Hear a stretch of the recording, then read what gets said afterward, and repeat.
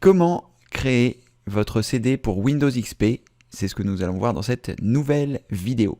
Bonjour, je suis Cédric du site formation informatique avec Cédric.fr et nous sommes sur le pilier numéro 4 sur la réinstallation Windows. J'ai fait récemment une vidéo qui vous explique comment réinstaller Windows XP et bien dans celle-ci, je vous ai dit que je ferai une autre vidéo pour vous apprendre à créer le CD d'installation de Windows XP. Alors sachez que pour installer Windows XP, vous allez avoir besoin de plusieurs choses. La première, évidemment, c'est de l'ISO de Windows XP, c'est-à-dire l'image qui va vous permettre de créer ce fameux CD. Vous allez également avoir besoin d'un logiciel pour graver, qui est gratuit, que nous allons voir aussi dans cette vidéo. Et vous allez avoir besoin d'un CD. Alors à la différence des autres systèmes d'exploitation, vous pourrez utiliser un CD et pas forcément un DVD pour installer votre Windows XP, puisque Windows XP fait 574 mégas, donc il tient sur un CD. Donc sans plus attendre, c'est ce que nous allons faire. Ici, nous allons commencer par aller récupérer donc l'ISO de Windows XP. Donc pour ce faire, nous allons nous rendre sur Google. Et lorsque vous êtes sur Google, vous allez taper ISO Windows XP. Une fois que vous avez tapé ISO Windows XP, nous allons nous rendre sur le site du Crabinfo. Je vous mettrai tous les liens ci-dessous. Il vous suffira simplement de cliquer sur le bouton plus et vous trouverez dans la rubrique liens du descriptif l'ensemble des liens dont je vous parle dans cette vidéo. Je vous mettrai le lien directement au bon endroit pour le Crabinfo et comme ceci, ça vous permettra d'avoir les différents liens. Que ce soit pour ça, que ce soit pour éventuellement un lecteur CD dont je vous reparlerai plus tard.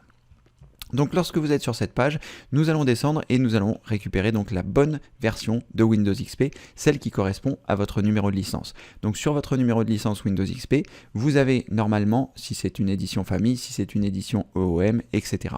Donc vous trouverez l'intégralité des versions de Windows XP ici. Ici, nous allons choisir la version de Windows XP édition familiale en version boîte, mais si vous avez une version professionnelle, si vous avez une version, si vous souhaitez installer une version 64 bits ou encore une version OEM, eh bien vous pourrez tout trouver à cet endroit. Donc c'est vraiment très pratique.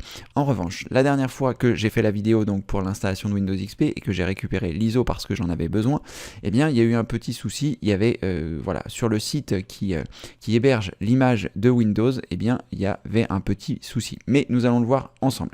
Donc je me rends donc sur la partie que je souhaite télécharger, c'est ici Windows XP Retail, je vais cliquer sur télécharger et je vais être redirigé sur un autre site. Ce n'est pas sur le site du Crab qu'on est redirigé, mais vers le site de Mediafire.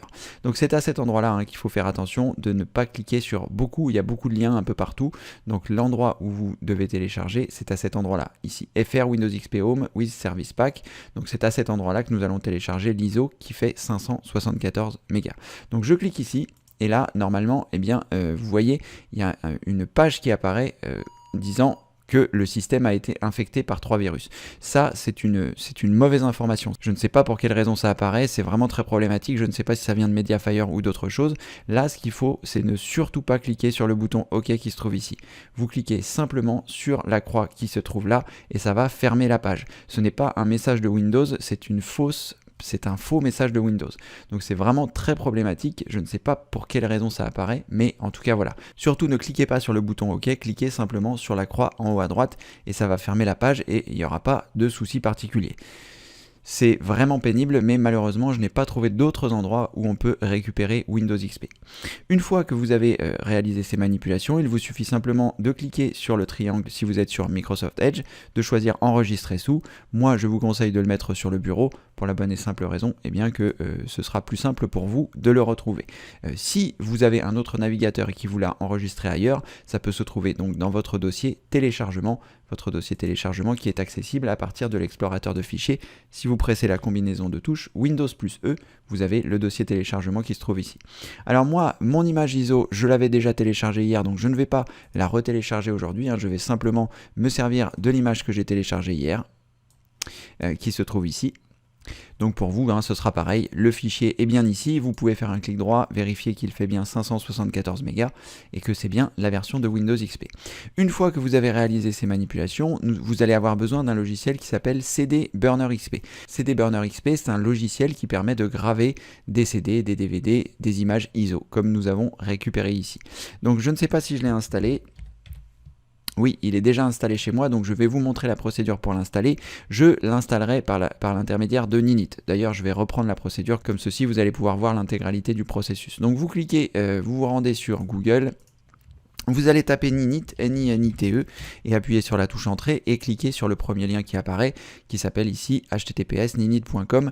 Attention, hein, ça peut ne pas être le premier lien. Si vous voyez un autre lien où il y est indiqué annonce, ne cliquez pas dessus.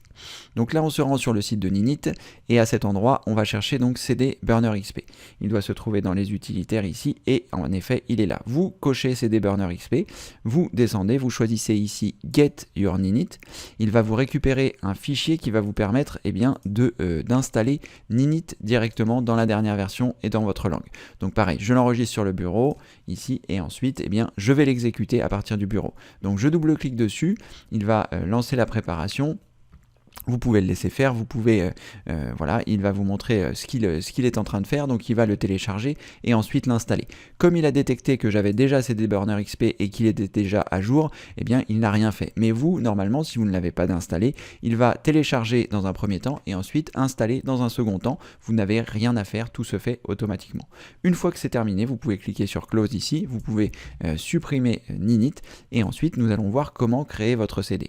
Alors vous lancez le logiciel CD Burner XP, donc soit il a créé un raccourci sur votre bureau, soit s'il n'a pas créé de raccourci sur votre bureau, vous appuyez sur la touche Windows et vous commencez à taper les premières lettres et vous avez ici CD Burner XP qui va apparaître. Alors sachez que CD Burner XP fonctionne avec toutes les versions de Windows, hein, que ce soit Windows XP, Windows Vista, Windows 7, Windows 8, Windows 10, voilà, là moi je suis sur Windows 10, ça fonctionne avec Windows 10. Si toutefois vous rencontrez des difficultés particulières pour le faire sur votre ordinateur, n'hésitez pas à le faire sur l'ordinateur d'un ami qui voilà, soit aura un système plus récent, soit aura un lecteur DVD. Parce que là, vous allez avoir besoin d'un graveur DVD pour pouvoir graver cette image ISO sur un CD. Alors vous pouvez donc soit la graver sur un CD, soit la graver sur un DVD.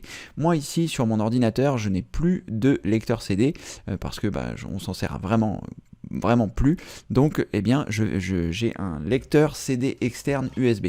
Donc je vous mettrai un lien ci-dessous également hein, pour avoir cet objet si toutefois vous n'avez plus de lecteur CD sur votre ordinateur. Donc à partir de là, comment ça se passe? Eh bien vous allez le brancher directement sur votre ordinateur sur de l'USB. Voilà, je l'ai branché et ensuite, il vous suffit simplement donc de mettre un CD. Moi ici, je n'ai qu'un DVD double couche. J'espère que ça ne posera pas de problème. Je vais peut-être même pas le graver. C'est juste pour vous montrer les manipulations, comment graver.